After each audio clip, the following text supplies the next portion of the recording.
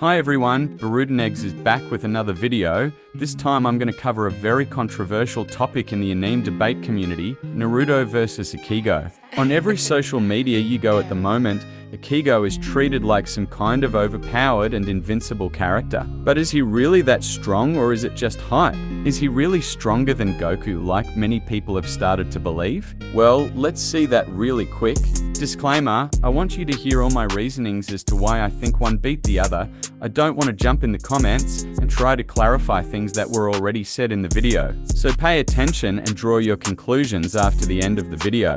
Speed is like one of the most important things when it comes to versus battles, because if X characters can't hit Y, it's hard for X to even thinking of winning the fight. A common speed feat Bleach fans always use when they scale their characters is the one performed by Rangiku and Hisagi back in the Soul Society arc. They both dodged the Negassi N, which was stated to be a beam of light in the data books. Therefore, Bleach fans think that random lieutenants were already faster than light in the very first arc of Bleach, but that's not the case at all.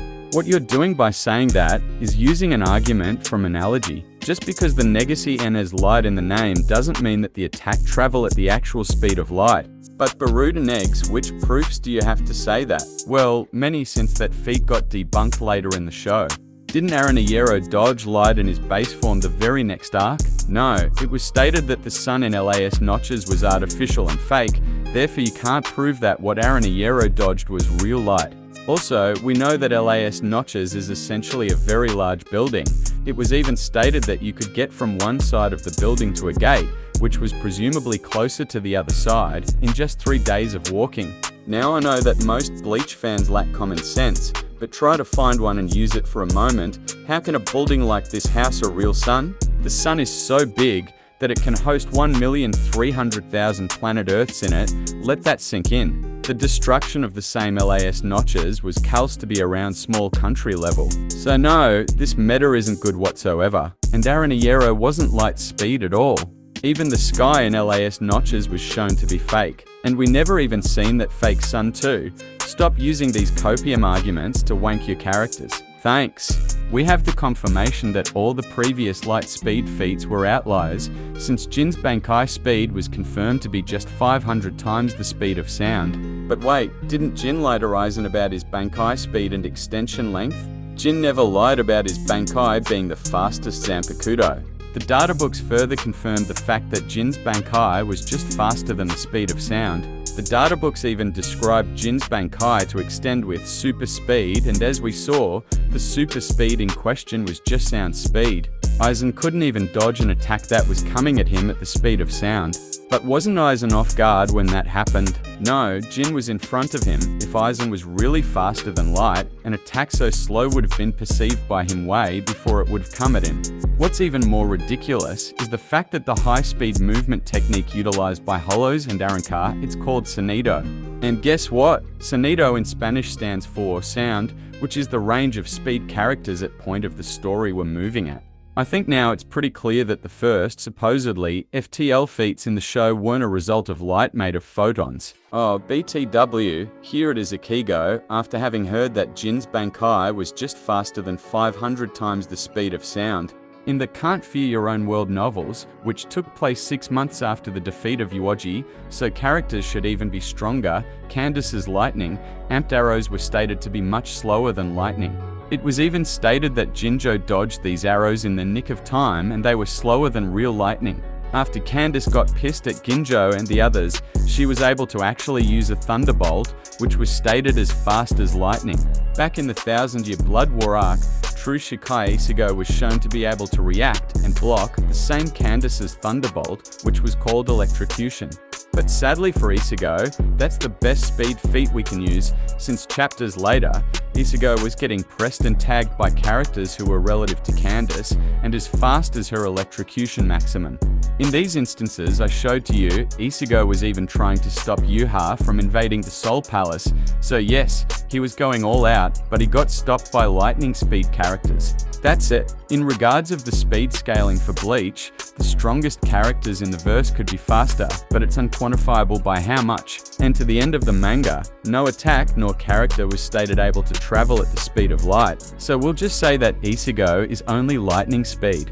I want to go back to the speed of sound Jin part real quick, because I forgot to say some important things. Before the 500 times the speed of sound statement, Ichigo and Jin had an exchange of blows in which Ichigo could react and fight back with Jin.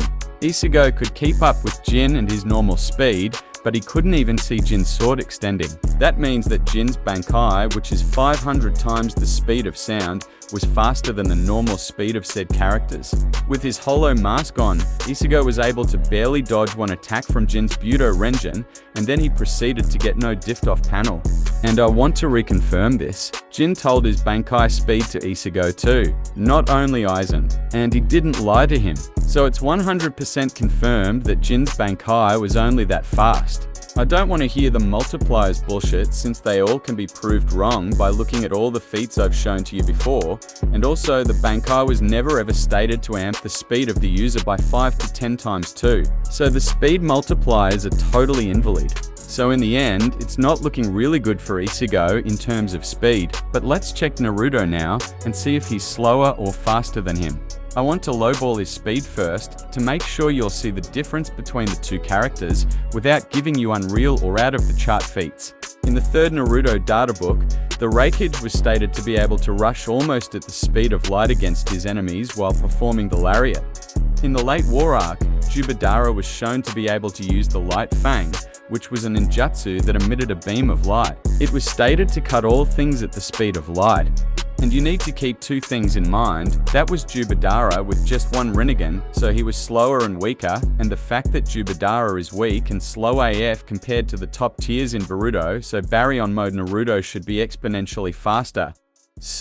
Yeah, I mean, even while being drastically lowballed, Naruto is already exponentially faster than Ichigo. As we saw before, Ichigo caps at the speed of lightning, while Naruto at the speed of light. Now I'll do a real speed scale for Naruto that will make you see the real difference in speed between the two, while Naruto isn't lowballed. Back in the first Naruto arc, Naruto and Sasuke were fighting with Haku, a dude who could move between his ice mirrors at the speed of light. Although Sasuke wasn't faster than Haku or his light speed movements, he was still able to perceive and reach to them with a baby Tutomo's Sharingan. Haku even said that it would have been better to attack Naruto cause Sasuke was able to see him. In their final valley fight, a stronger Sasuke, with a way stronger and experienced Sharingan than the one who fought Haku, stated that he could not perceive Kyuubi influenced Naruto's movements until he unlocked his 3 Tomo Sharingan. What does that mean? That Kyuubi influenced Naruto was moving way faster than Haku was in his ice mirrors, therefore he was moving faster than light. And on top of that, later in the same fight, Naruto got another power-up, and Sasuke once again couldn't follow One Tail's Naruto Chakra Arms movements. Sasuke then went into his Curse Mark second stage, and was able to keep up with that same Naruto who was already FTL 1 transformation before. In Part 1 Naruto, we have other light speed feats, such as Kakashi getting Perception blitzed by Itachi. Kakashi had a better Sharingan than Sasuke at that point, but he couldn't see Itachi weaving hand signs, therefore that means Itachi was FTL. Other than that, Itachi has other 2 light speed statements, one being his Water Fang Bullet, which was stated to move at the speed of light, and the other being his Tsukiyomi, which was stated to be able to make the speed of light irrelevant before it. The data book about the Raikage which we saw before was in fact a mistranslation. The Raikage was stated to be able to rush at the very speed of light while performing the lariat. What's important to note is the fact that the Raikage was holding back in order to match B's speed. B was clearly exhausted after almost losing to Kasam, so the Raikage had to adapt to him. In fact, he wasn't using his V2 Lightning Cloak. As the databook says, both parts should put the same amount of strength at the same exact time, meaning an out of Chakra Killer B and a V1 holding back Raikage were comfortably in the FTL speed range. Even the Madara's Light Fang feat which we saw before is surrounded with misconceptions. When Naruto dodged the Light Fang, he was mid-air, so he had limited movements and he was being held back by a Limbo clone. What Naruto dodged was Madara's head movement, which was faster than the Light Fang. So again, light speed should be light work for Naruto characters at that point of the series. In the Boruto novel, where Naruto and Sasuke fought with Momoshiki, Momoshiki was shown to be able to absorb chakra from outside the parallel dimension he'd made. That's important because that feat was calculated to be around massively faster than Light Plus, and both Naruto and Sasuke could keep up in speed with that same Momoshiki, so they both scale to MFTL Plus as well. Keep in mind, this calc isn't even the end for Naruto's speed, since in Baryon mode he was able to casually catch Ishika's rods. Those rods were so fast that Sasuke's Sharingan could barely track them. So yeah, as for speed, it's pretty clear that Naruto is way faster than Ichigo, even while low-balled, and if you disagree at this point you are definitely biased, as I provided much evidence for both parts. So we appeared that Naruto is faster, but does Naruto have the attack potency needed in order to even damage Ichigo? Well, let's see where they both scale in terms of AP. I'll start again with Ichigo. First thing first, I'm gonna debunk all the unrealistic feats that Bleach wankers like to use to highball their verse, and I'm gonna start with the Sokyoku one. Ichigo blocked the Sokyoku in the first arc of Bleach. The same Sokyoku was stated to have the power to overwhelm everything in existence, therefore Ichigo scaled to universal since the first arc. That was obviously an hyperbolic statement, and if you think otherwise, I'm sorry, but you are slow. It was stated that the Sokyoku's spiritual pressure could overwhelm everything in existence. But then why was the Sokyoku the thing that was getting overwhelmed? Let's debunk the Sokyoku even more. The Sokyoku having the power to destroy the Soul Society was written on a letter full of lies that Aizen tried to use in order to brainwash Hinamori before faking his own death. The goal of Aizen was trying to depict Toshiro as the culprit of his assassination and the big villain of the Soul Society, nothing more. We can't take this statement for serious, since it was used in this context of lies. Not even Bankai Yamamuro could destroy the Soul Society in one hit, let alone something that Soul Society arc Ichigo blocked effortlessly.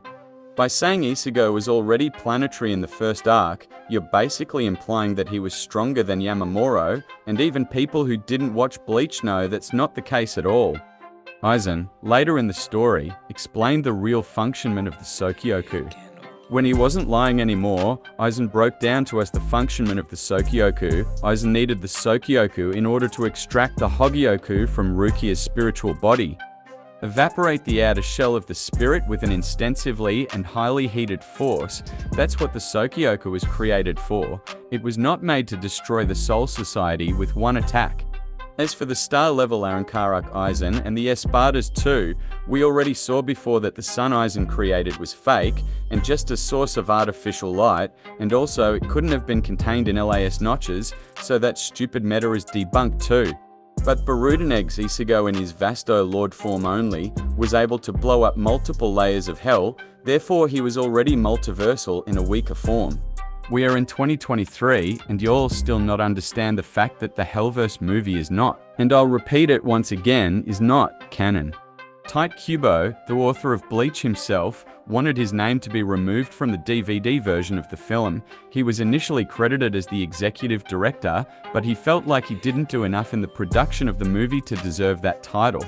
Let's look at which role the executive director has. Specifically, the executive director has the job to oversee a company or a non-profit's board of directors, and he is responsible for leading the organization. That means many things. First, that wasn't Kubo's project. He was just the one who was supervising it. Second, he wasn't surprising anything because he asked for his name to be removed since he felt he didn't do anything to deserve to be credited. And third, he didn't want to take the responsibility for said project because again, he barely was involved in that, so the project wasn't his to begin with. And he wanted to get cut out of it since he didn't even do the bare minimum. And before people come at me saying, "Hell exists in Bleach, what are you talking about?" Hell indeed exists in Bleach. Kubo made even a one-shot chapter about it, but the feats performed in the Hellverse movie still remain not canon. So keep in mind from now on that if you use Hellverse's movie feats, you are just talking about filler material. And to conclude this part of the video, there isn't even a logical placement of that film in the main timeline of Bleach. Ichigo and company were storming Huko Mundo when the film took place, so stop using filler content. THX. Yamamoto was destroying the universe just by standing with his Bankai active. Everyone who scales above him is universal to consequentially. That's again a misunderstood and overwanked feat. Let's see what Yamamuro was really doing without highballing the shit out of him. It was stated that Yama's spiritual pressure was resonating in just the Seiretai, the smallest part of the Soul Society. The biggest would be the Rukongai, but nothing was felt there. Shunsyu's lips started to crack, and Jashiro's throat started to get dry after Yamamuro activated his Bankai. Then we got the infamous statement of the whole Soul Society risking to get destroyed. Now, let's see why that wasn't the case at all. The first problem is the fact that in the universe there is no humidity, and Yamamuro's Bankai was stated to be able to burn moisture slowly and quietly. If in the universe there is no moisture, it's kinda obvious that Kubo intended for Yamamuro's Bankai to only affect the planet, not the entirety of the realm. Also, the funny thing is that Yamamuro couldn't even destroy one planet slowly and over time, and I repeat, slowly and over time. So this feat doesn't qualify for neither planetary nor universal tiers of power. Especially for the universal part, since in just the Milky Way, there are 160 billion of planets, and Yama couldn't even destroy one with a single blow. But what about Yamamuro's and his blade being as hot as the sun? Being as hot as the sun is not as crazy as you may think, since even thunderbolts can heat the air they pass through to 50,000 degrees, and they only cause small destruction. As you read before, thunderbolts can make the air near them 5 times more hotter than the surface of the sun, which is just 10,000 degrees Fahrenheit. So, in the end, Yamamuro being as hot as the sun really means nothing in terms of power scaling.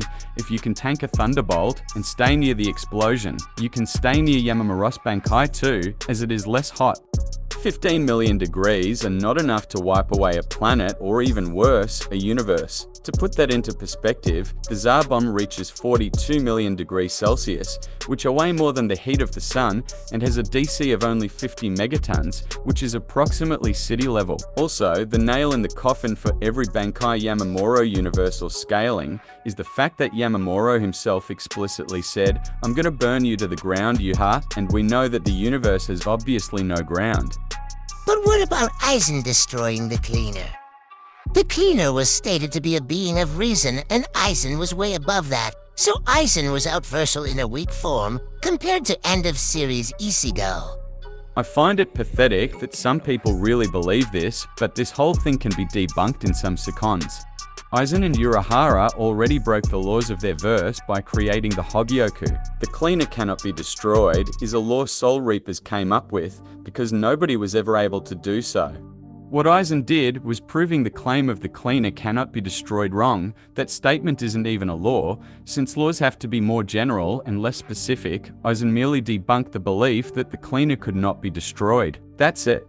Just like humanity debunked the claim that humans cannot land on the moon, but then they did it. Thinking that feat is something law-breaking is just incorrect and exaggerated. Also, the cleaner feat is garbage for another reason. We know characters in Bleach can negate attacks if they are not strong enough, thanks to their spiritual pressure.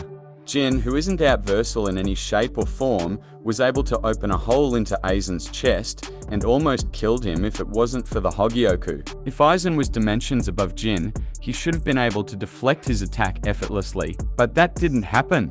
The best we could scale Jin at is small country level or slightly above, since he was stronger than any Espada. The Espadas have calcs about the destruction of LAS notches that put them in the small country level tier of power.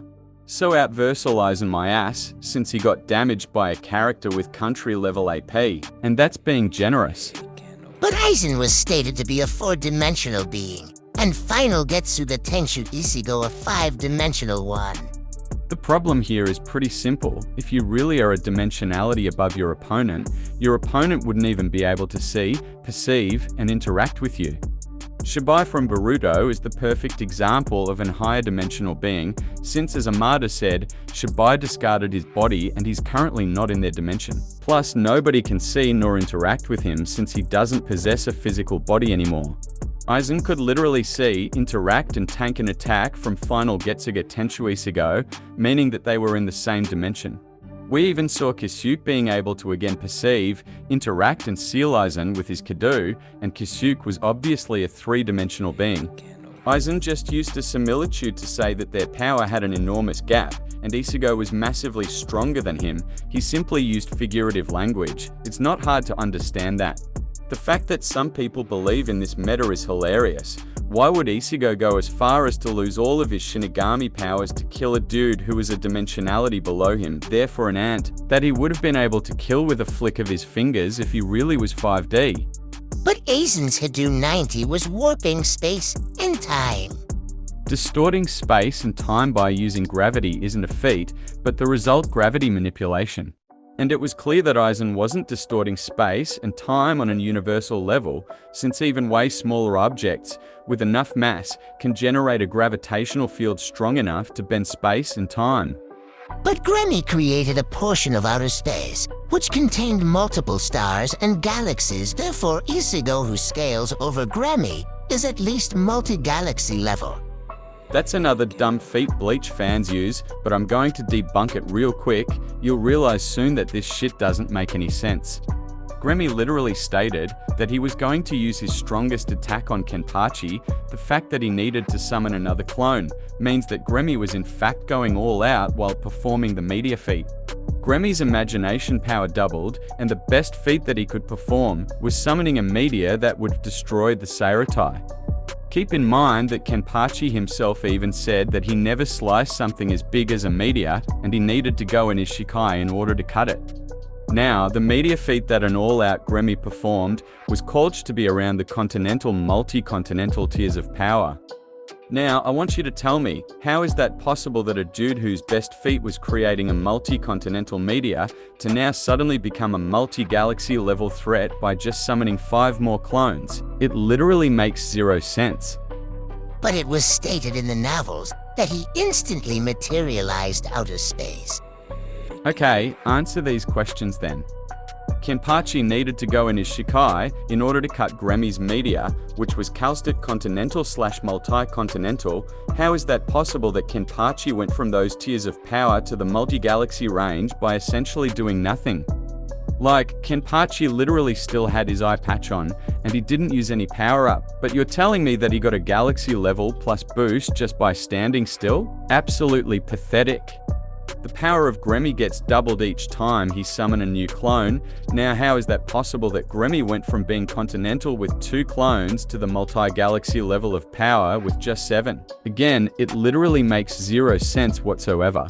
Even if Kenpachi used his Bankai against the supposedly galaxy-level Gremmy with 7 clones, he would have not been able to do anything since the Bankai is at best a 10 times multiplier, and Kenpachi was just continental/multi-continental in his Shikai. Even Bazby and Renji were shocked by that meteor Gremmy created, meaning they obviously weren't even close to the multi-galaxy level tiers of power. Even freaking Askin was amazed by the power of that meteor, and Askin is the same dude that KO'd. True, Shikai Ichigo fought with Bankai Urahara and Yuriki too, which were stronger than Shikai Zaraki. Like, even Jugrim couldn't believe the scale of that attack, and he was screaming to his subordinates to prefect Yhwach from a multi-continental attack, something that he didn't need to do if Yhwach was really multi-galaxy level by scaling over Gremmy. Also, can you even prove that the stars and galaxies contained in Gremmy's outer space were real and not just some kind of decorations? Gremmy has proven to be dumb in multiple occasions.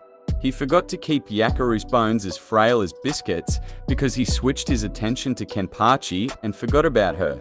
He lost his fight against Kenpachi mainly because he forgot to harden his body. I want to make a little example. Let's say that you had the visionary like Gremmy. Would you be able to instantly create stars and galaxies with real dimensions, proportions, mass, density, and etc.? The answer is simply no, because you don't know them, let alone that dumbass of Gremmy who couldn't even use his abilities to the fullest. We know that Kenpachi never showed a multi-galaxy level feat, but Gremmy was killed because he imagined to be as strong as him. If Gremmy was really multi-galaxy level, why couldn't he withstand the strength of a dude who wasn't in that same tier of power? Also, you are really telling me that a dude who couldn't even resist some seconds in the vacuum of a small space would be multi-galaxy level? Be serious, I beg you. Naruto in a weaker form was fighting in outer space, and Otsutsukas such as Momoshiki and Kinshiki were literally chilling in there like real chads. Also, Gremmy doesn't even scale to his imagination. His abilities work differently from any other Sterniter. He didn't use Bloodvein to amplify his durability, but he had to imagine his body to be as hard as steel. Gremmy himself implied that his power was purely imagination. Gremmy's entire body was in fact just a thing made from his imagination. The real Gremmy was just a brain that was imagining things. You can't say that Gremmy's creations were equal to his AP, because he wasn't even a Quincy like the others to begin with, but just a brain imagining things. Kenpachi never even cut that portion of outer space. What he did was cut in Gremmy's body. That means that the maximum you can scale Kenpachi at is just continental/multi-continental. So that Gremmy's feat, in the end, is a big fat outlier. Stop using that. But Ichigo destroyed a dimension just by going into his Fullbringer Bankai form.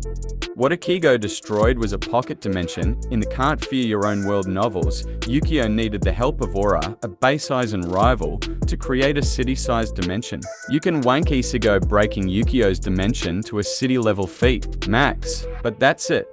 But what about Yhwach? He was going to destroy all the realms in Bleach, so he's at least low multiversal. We know that the universe in Bleach was originally a primordial and chaotic one, overrun by hollows. To protect the inhabitants of that world, the Soul King started to kill all the hollows that preyed upon them. However, these actions started to destabilize the worlds. 5 powerful beings of that time decided to work together and fix everything. So they sealed the unresisting Soul King inside a crystal and used his power to split their world into the 3 main realms we now know in Bleach: the Soul Society, Huko Mundo, and the world of the livings. In the process of doing that, they've created the cycle of life and death. The cycle of souls is something that should be maintained, otherwise all the worlds would start to crumble and collapse. The Quinces were exterminated in the past for that very reason, since instead of transferring the hollow souls to the Soul Society, they were completely destroying them, causing an imbalance of souls between the worlds. Now, Yuha's goal wasn't destroying the 3 main realms of Bleach, but killing the Soul King and making the realms merge together once again. For him, the worlds should have been united in only a big single one. It was even stated in the novels that if Ichigo didn't defeat Yhwach, the boundaries between the 3 worlds would have disappeared and they would have returned to a single universe in which there wouldn't have been a cycle of souls. In simple terms, Yhwach wanted to return the universe, how it was before the Soul King splitted it in the past. However, he explicitly said that he wanted to kill the Soul King before doing that. Based on everything I've said, there is no reason to believe that Yhwach was going to destroy the 3 main realms of Bleach with his own spiritual pressure in a direct sense. Yhwach had absolutely no reason to destroy the Bleach's realms with his own strength. His plan was to remove the boundary between the worlds, which was the Soul King, and disrupt the cycle of souls. Doing this would cause the realms to revert the way they were originally, where there was no differentiation between life and death. Like, this panel single-handedly debunked the Yhwach bullshit, since he himself literally explained that the death of the Soul King made the worlds collapse automatically and it was due to Ichigo killing him. Lastly, why would Yhwach destroy all the realms with his strength instead of letting them become one like they once were? What benefits would he obtain other than not having a place to live anymore?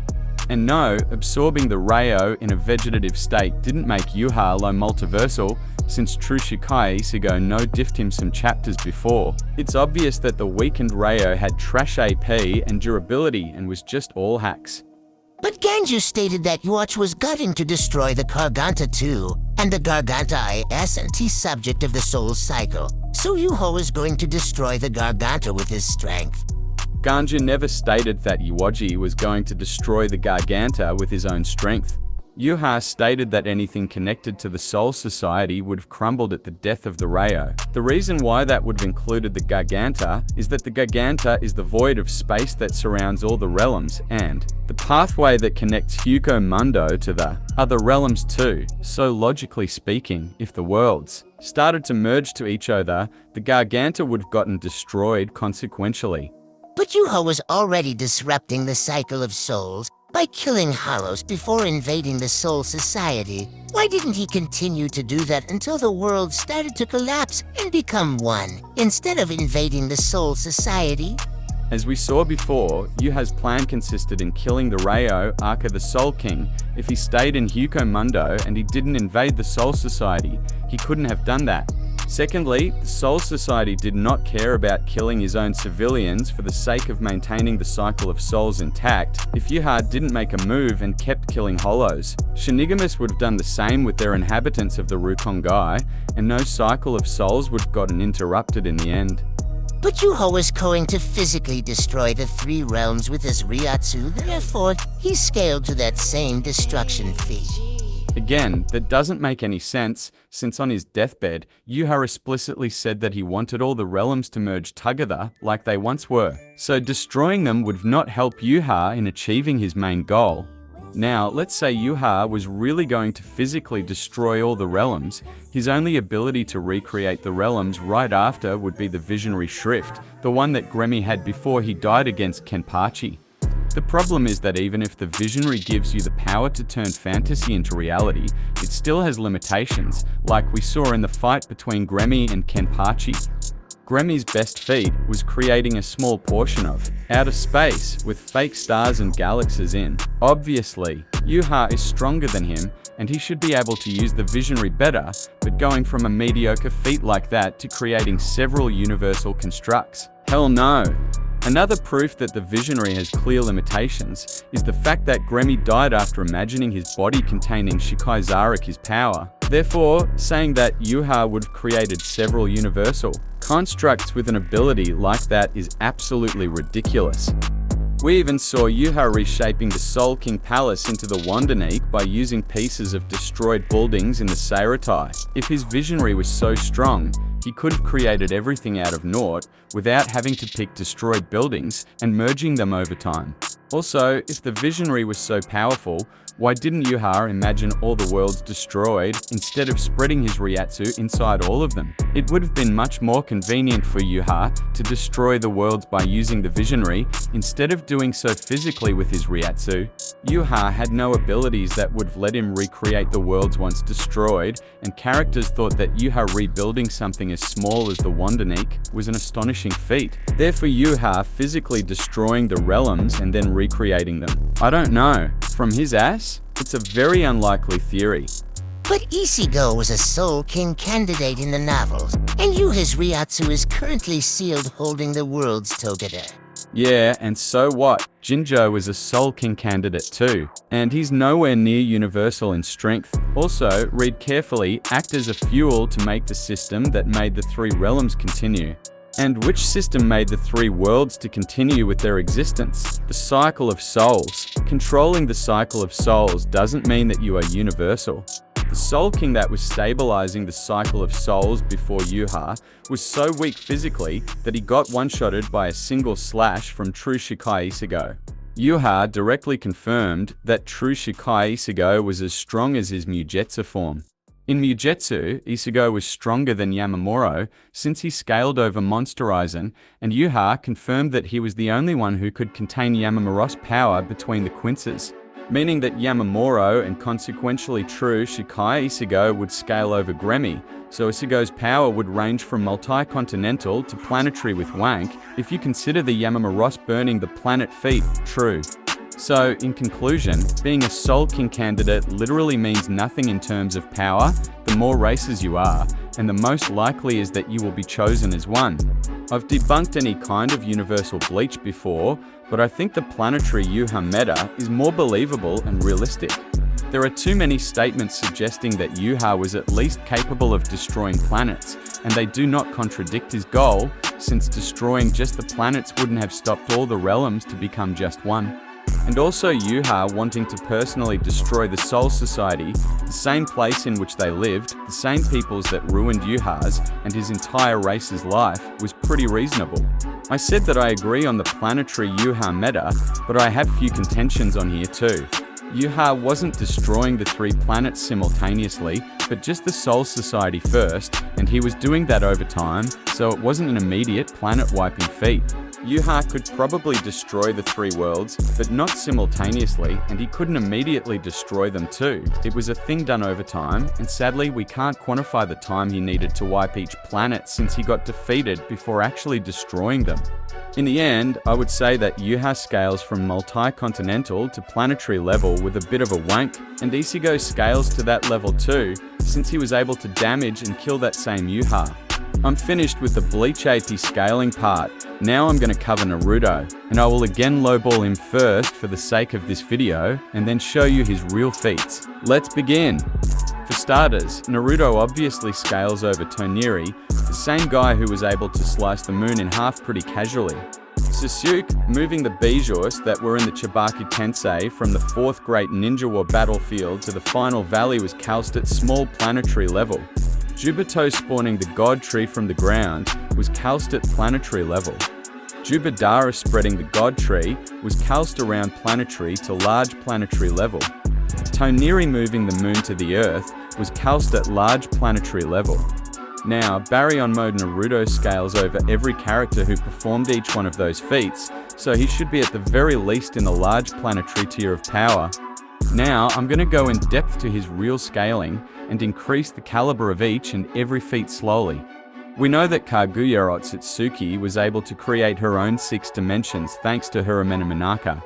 But were her dimensions just planets or something more? Well, no, if you pay attention, you can see a sun and a moon in Kaguya's desert dimension. We know that wasn't an artificial font of light, since Sasuke could feel the heat from that very sun, and Kaguya's dimensions were shown to have a day and night cycle. But that's not all. During night time, in Kaguya's ice dimension, we could see a starry sky. Even in Momoshiki's dimension, there was a sun, and we could see some stars in the background too. Both Kaguya and Momoshiki were stated to have created those entire dimensions, which contain planets, a moon, a sun, and multiple stars in. The creation of said dimensions would obviously make them scale from solar system level lowballed to multi-solar system level. In the Boruto novel 3 Shinobi no Yoru, Momoshiki caused a supernova. It was stated the sun was dying, the sun was undergoing a supernova. The dying sun emitted a synchrotron radiation, and the star seems to be illuminating like a what a star does post-supernova in the anime. Momoshiki causes its supernova because otherwise he would not transverse to a dying star, because all the people there would be dead, so nothing to harvest. However, it was explicitly stated he'd already used them to create a chakra fruit, so we can establish that it happened after his arrival. How is it not a natural occurrence? There's nothing natural about it. If the sun was going to supernova, the conditions would not be right, especially with lots of asteroids flying about. It would have killed the population millions of years ago. But there was a population when Momoshiki arrived. The feat was calced to be at around solar system level plus, which is consistent with everything that we saw before. Now, I know some people will say that Kaguya did not, in fact, create her dimensions, but she assembled them. But that's wrong for many reasons, and I'll tell you why. In order to assemble something, you need to possess the materials to do so in the first place. But with Kaguya's dimensions, it's impossible to use that logic. It's impossible for Kaguya to have assembled her dimensions for the simple fact that you can't find lava, acid, ice, a desert, gravity, and a Genesis dimension floating around the universe. Like, that's complete bullshit. Also, all of her dimensions were in different space-times, so stop using that stupid thing if she didn't create them. Let alone the fact that this specific data book was translated by Organic Dinosaur, a native Japanese speaker who currently translates even Boruto chapter spoilers. What Kishimoto did in that instance was using figurative language, something that he frequently did in his work Naruto. Samugu, which translates to put together, is now figuratively translated to create. Even if for some reason you still do not believe that Momoshiki too created his solar system-sized dimension, he would still be in that level of power, since even in his base form he was way stronger than Kaguya. Also, the distance of each solar system was crazy in Momoshiki's dimension. The distance between our sun and the closest star to it is 4 light years. That means it will take like 4 years to travel from the nearest star to us. So that distance between stars is thousands of times greater than the size of even the solar system, and that's just the distance between 2 stars. Correction, what I've meant to say is that Momoshiki's dimension is way larger than a common solar system, since the actual distance from just 2 stars in his dimension is larger than our own solar system. And that's a low ball. Also, Naruto, especially in Baryon mode, would take a dump over them. So obviously, he would be in that range of power too. But is that the end, or Naruto and Boruto characters can be scaled even higher? The answer is yes, they can be scaled higher. And there's a pile of evidence supporting the universal/low multiversal Naruto's meta. I've reread the fight between Team 7 plus Obito versus Kaguya and Zetsu, and the amount of times said characters called Kaguya's dimension spacetimes is insane. I was able to take the beauty of 16 screenshots, and in some of them, Kaguya's dimensions were called spacetimes multiple times. Now let's see why that is important for our Naruto scaling. As we can see, by definition, a spacetime is a four-dimensional continuum which comprehends the fusion of the concepts of time and a three-dimensional space. In simple terms, it's a way bigger universe than the common three-dimensional one.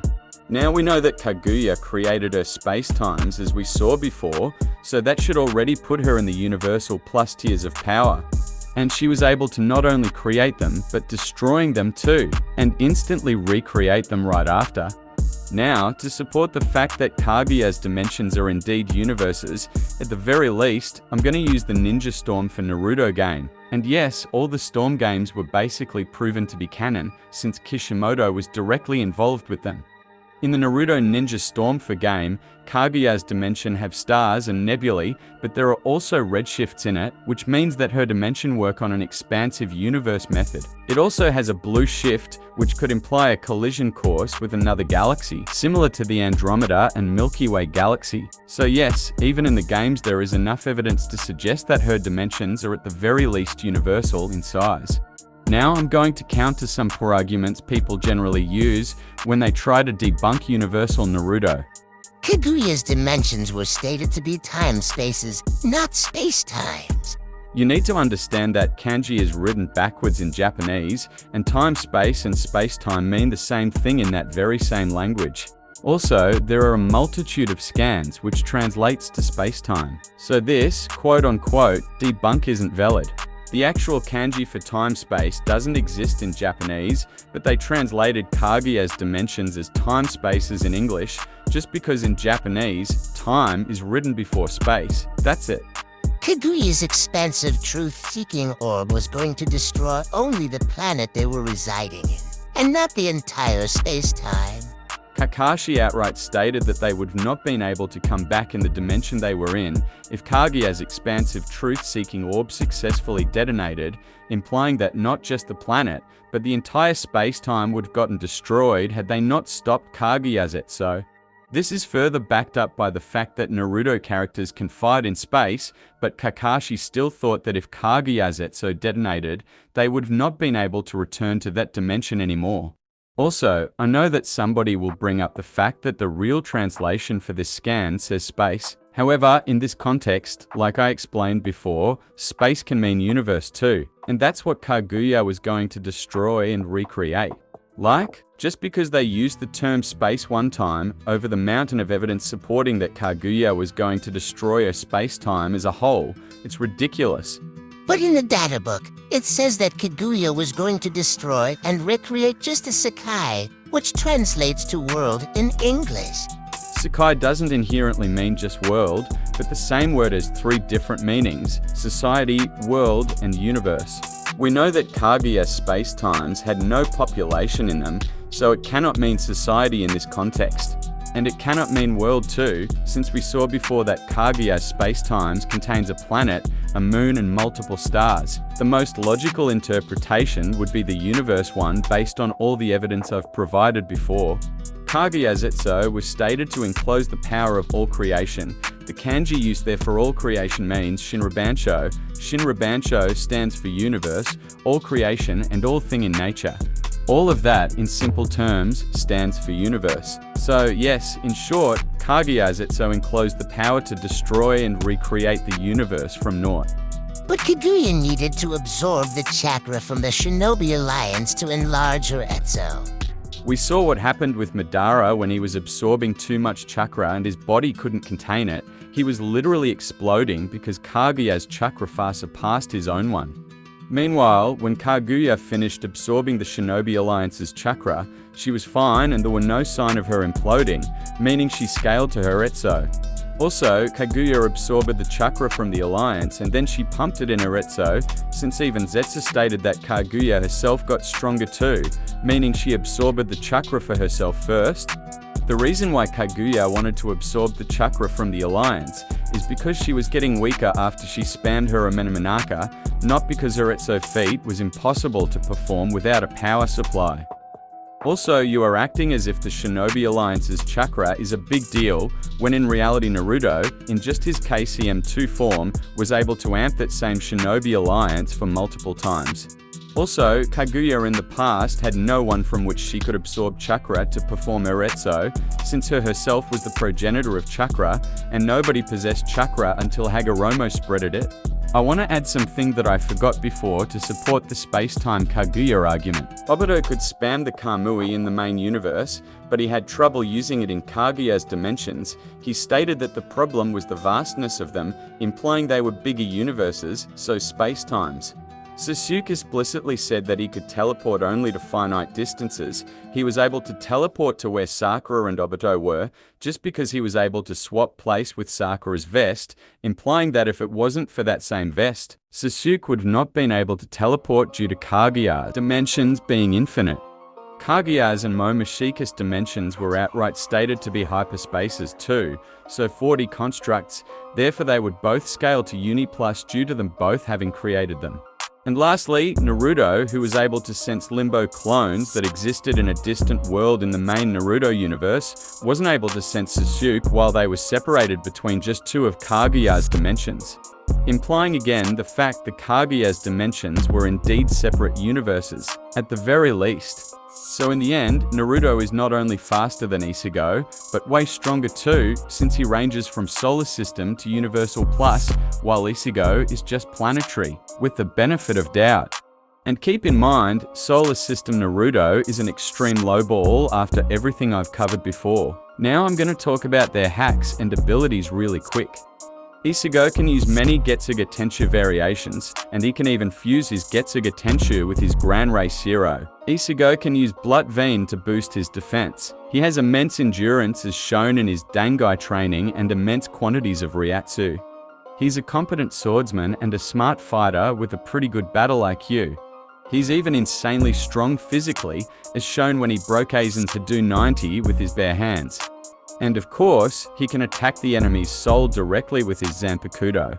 Ichigo's hacks and abilities are not so surprising, to be honest. He's the type of fighter who overwhelms his opponents with his strength and not his hack/abilities. Now let's see what Naruto has to offer.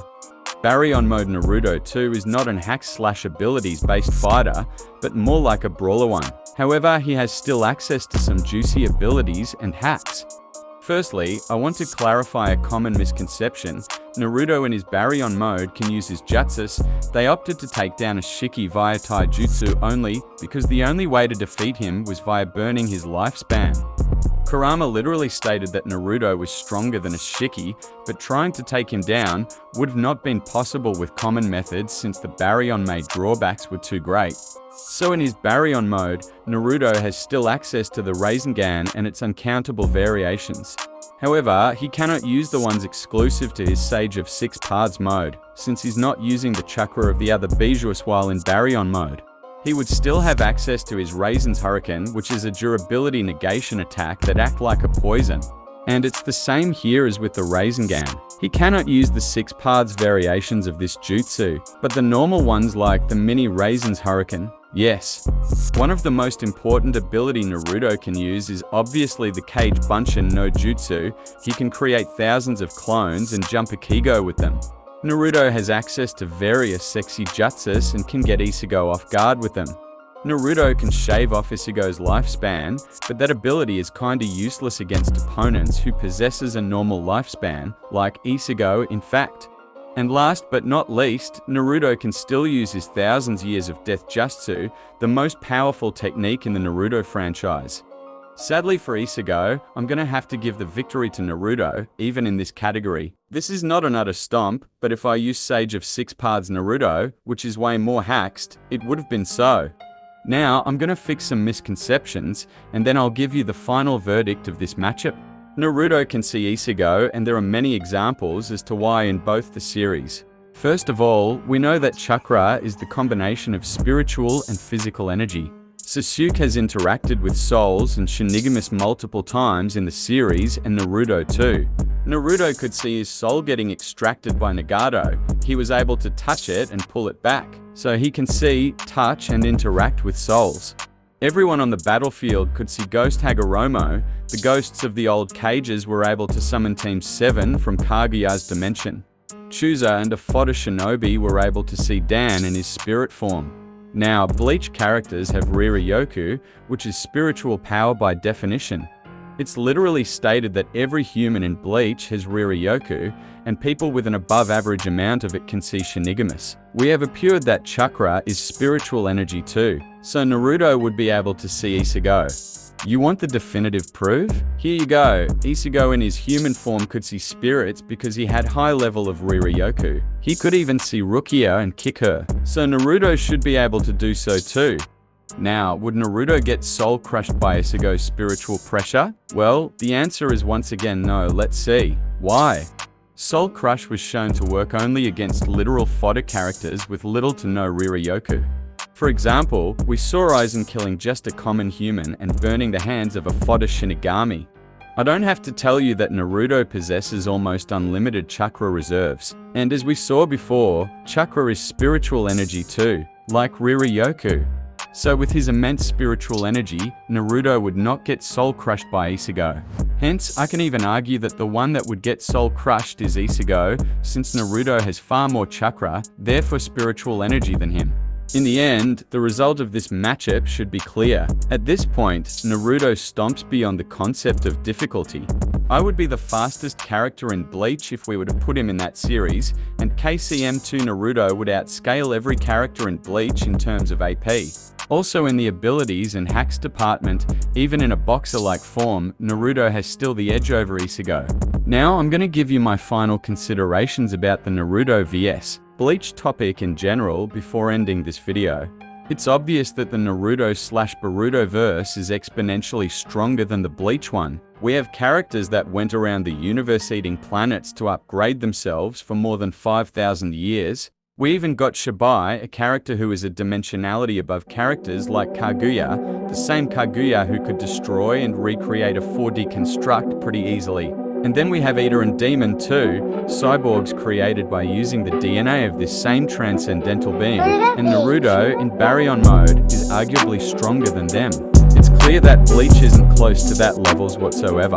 People misinterpret Yhwach's goal and think he was going to destroy entire universes, but they don't understand that's complete nonsense, and it's easily debunkable, as I showed before. Don't get me started on the Bleach fanbase, which became one of the worst that I've ever seen, wanking their characters to the oblivion and insulting other names 24/7. They are disgusting. Anyways, thanks for watching. If you got to that point, like, comment, share the video, and consider subscribing for more contents like this one. Naruto stomps, and see you next time. Bye.